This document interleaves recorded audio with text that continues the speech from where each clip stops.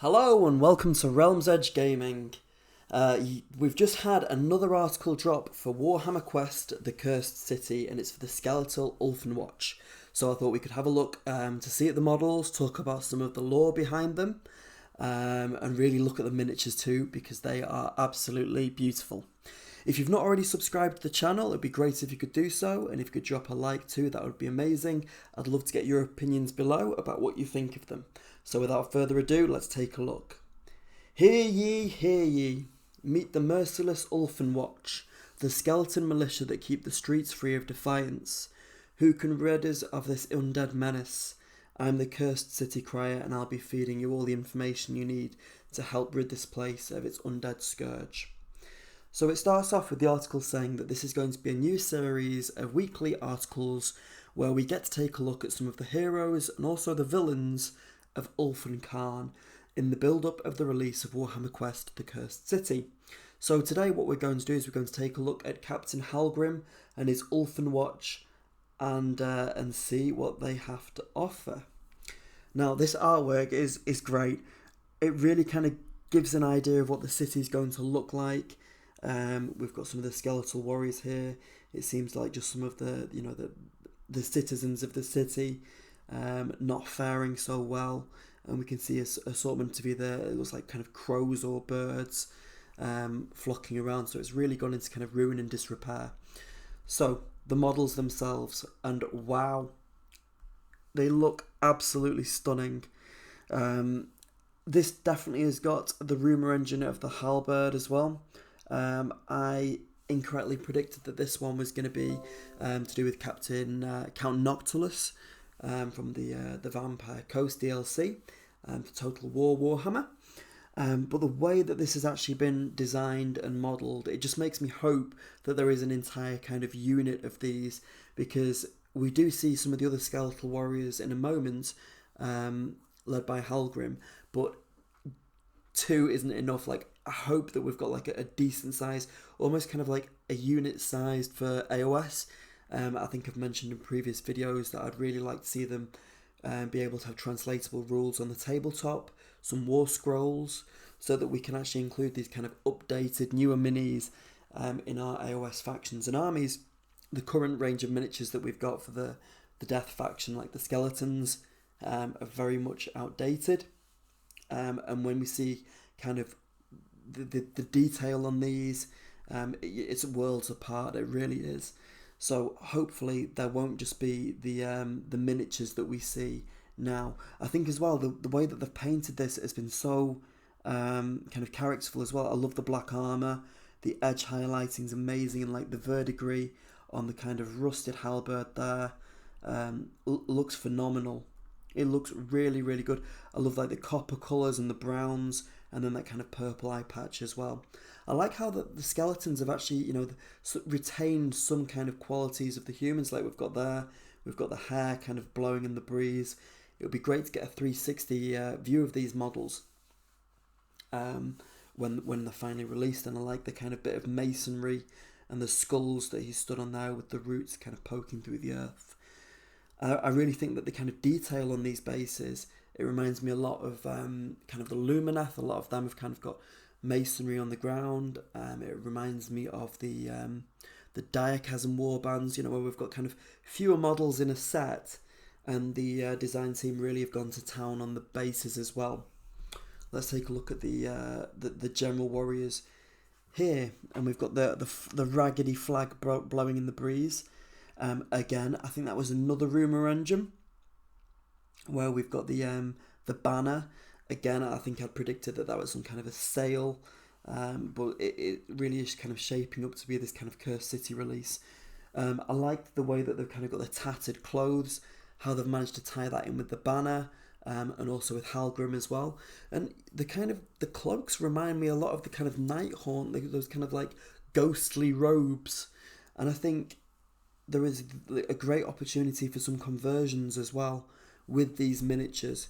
As I said, it remains to be seen how many we get in a box set, but fingers crossed it's going to be a few at least. It'll be interesting to see as well what is the iconography on the shields, or if they're just kind of generic shields, or without kind of any unifying features on them.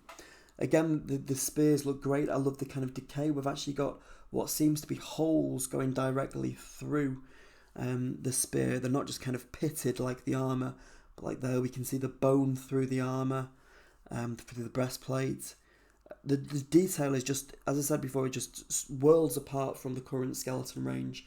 So hopefully this is kind of a portent of things to come when we get the rest of the range being developed.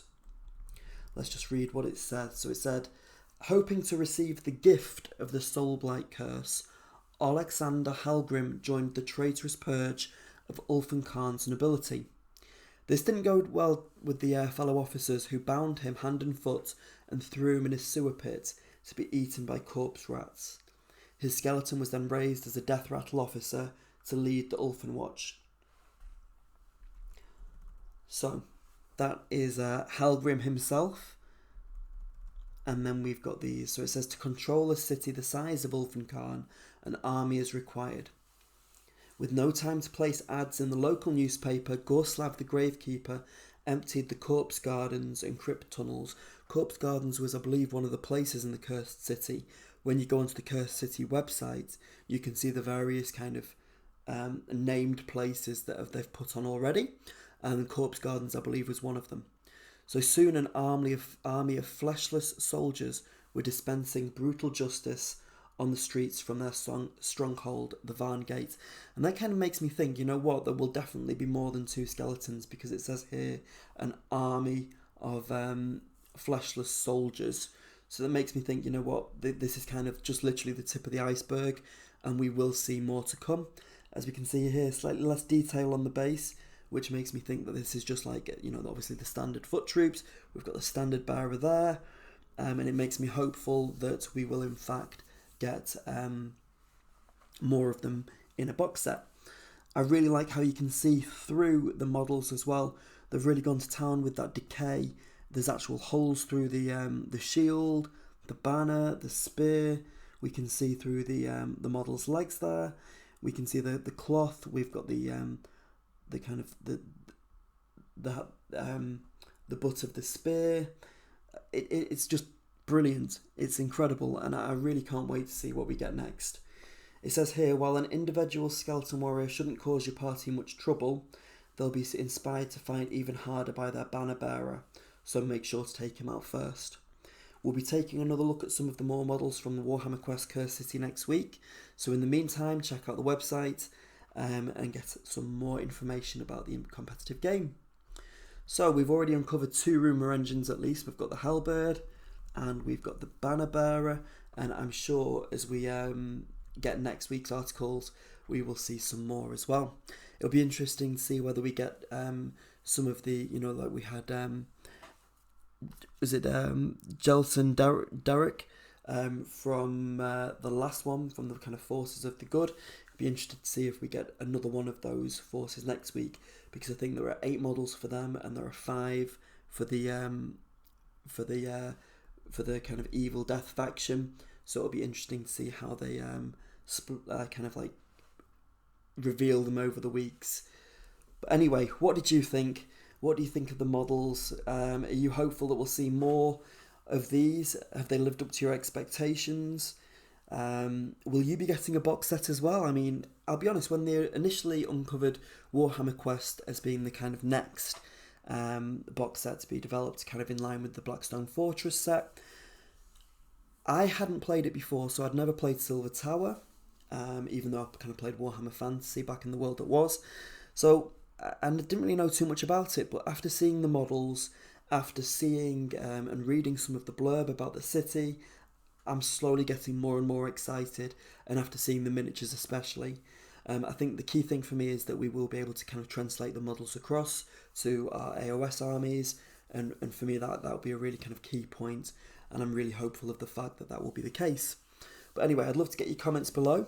Thank you for joining me once again, and hopefully we'll speak soon. Thank you very much. Bye.